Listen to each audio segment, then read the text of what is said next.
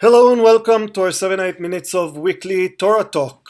This week we are not talking about the Parsha of the week. We are going to talk about Pesach and the Passover Haggadah. And our guest today is Rabbi Eliyahu Fink of Santa Monica, California. Hello, Rabbi. Hi, how are you? Thank you for being with us. Rabbi Fink writes for the Jewish Journal and is a blogger as well.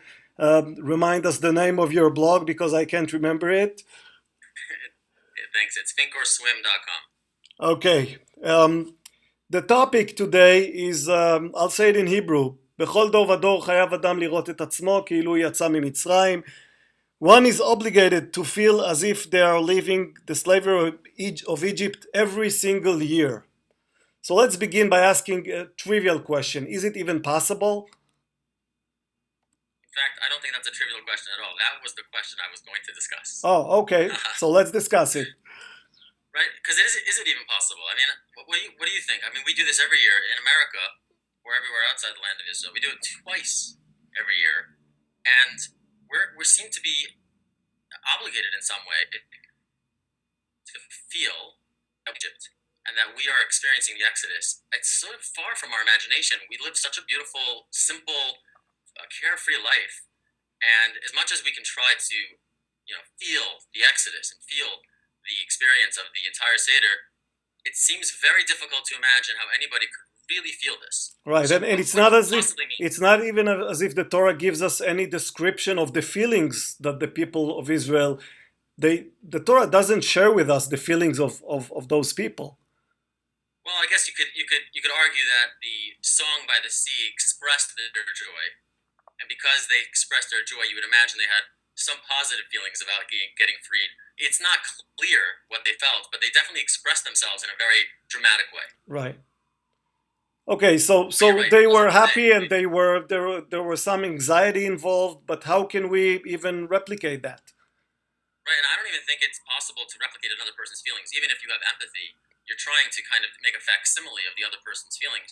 I think we're really supposed to do it, according to the words, is lirot et atzmo. We have to see ourselves having that experience, and then we would have the appropriate emotions that we would have in those circumstances. But that's the hardest thing, I think. How do we really transport ourselves, if we're obligated to do this, if we really have to do this, how do we transport ourselves into an experience and a completely different environment than we could ever possibly imagine? That's really what bothers me. Right, and the story of the Haggadah is supposed to be a tool with which we can transform ourselves and go back to that experience.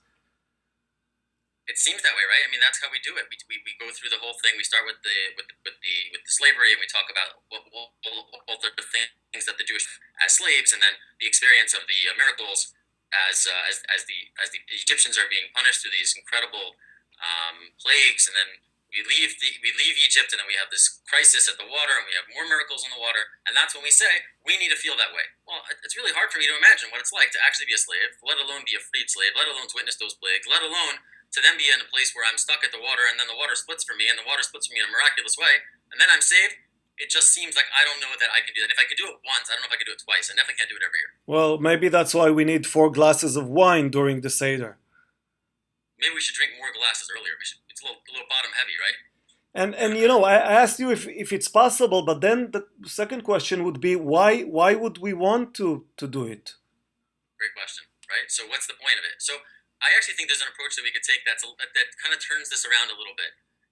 The emphasis that we all assume when we read this and we think about this, it's that every year we have to do the same thing we did last year, and every generation we have to do the same thing we did in the previous generation, and we have to imagine that we are slaves being freed from Egypt. That's kind of what goes through our heads. But the truth, I think, is a little bit different.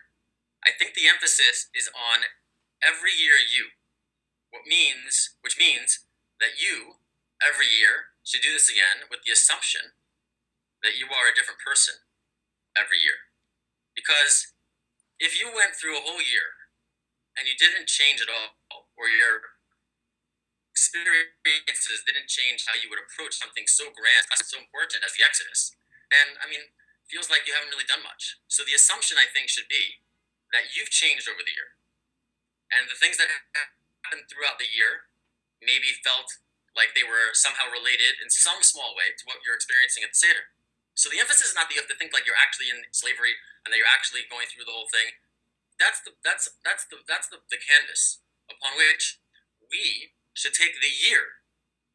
B'chol dor vador, every generation, every year, every time we do this, we should think about who we are now and how that might change how we approach. So we are revisiting the same event and the same text, of course, as a different as a different person, each and every one of us. Right, precisely. So in other words, if you're the same person and you think that when you read the Haggadah, you probably will fall back into this trap of being that same old person, because when you read familiar texts, you kind of have this laziness in your psychological way of approaching things that you think, I did this last year, so I'm just going to kind of revert back to myself from last year. And do it every year, then you're never changing. You're that same kid that started reading this Haggadah when you were 8 years old. So I think our focus should be on how does my year change how I think about the Exodus. And let me ask you this. I know it's kind of personal question, but do you succeed? This is a new thought for me. I've struggled with this in the past, and I thought about this year. I was working, usually rabbis are trying to be a few weeks ahead. It's like in the fashion industry. The fashion people are like they're in the holiday season in the summer, and they're in the summer season at the holiday season in the winter. So the rabbis are like that. We're always thinking ahead. What we're going to do next year for every occasion. Right. So I was thinking about Pesach, and I was thinking about something that I had been working on in a different context, and I realized that I thought that it helped as well. That we should view the world, our experiences, as like a cylinder of round years, and you place them on top of each other, and each year you are in a different place on that building, that cylinder. So your experiences of that year should influence the way that you feel things in every moment. So every other year I've tried to do the empathy, right? I've tried to imagine what it's like to be a slave. I've done it the empathy way, but it's not really different every year because the empathy is kind of constant. You're just trying to get closer to what that was, if you could imagine it. This way I think is not a lot easier, a lot more effective. Now I'm going to try and think about what happened to me this year, or what I've learned that might be able to make this experience feel unique and different and fresh and personal. Is it you wanting to make the Haggadah more relevant for your life, or you want to make your life more relevant to the story of the Haggadah? It's not exactly the same. You're right, it's not. The way I look at it, it's a good question, really, because this is like the tension that people always go through. Should I place myself into this thing that exists, or should I bring this thing into me as I exist? And I think the only real answer to this is to consistently and constantly be trying to keep a balance and to push back and pull in from both directions as much as one can. So in this case, it was actually me putting myself, what I'd been working on in other contexts, into the Haggadah. And then once I did that, I thought to myself, okay, now that I've done that, my new job now is, now that I've done this, to think about how the Haggadah comes back into this idea and can help change the idea for the next thing that I apply it to. Rabbi, thank you so much. I wish you Pesach Kasher v'Sameach, Shabbat Shalom, and happy Passover, and thank you. Amen. I really appreciate the conversation, stimulating, and I appreciate the invitation, but most of all, I appreciate your blessing. So I will wish you the same. I wish you a beautiful and happy and kosher Pesach, and you will experience the Exodus as best as you can, the same way that the rest of us will try our best to do it. And through that, we'll have some feeling of redemption. And between now and then, have a healthy preparations for the Passover and Shabbat Shalom. And of course, we look forward to having another conversation sometime soon. Amen.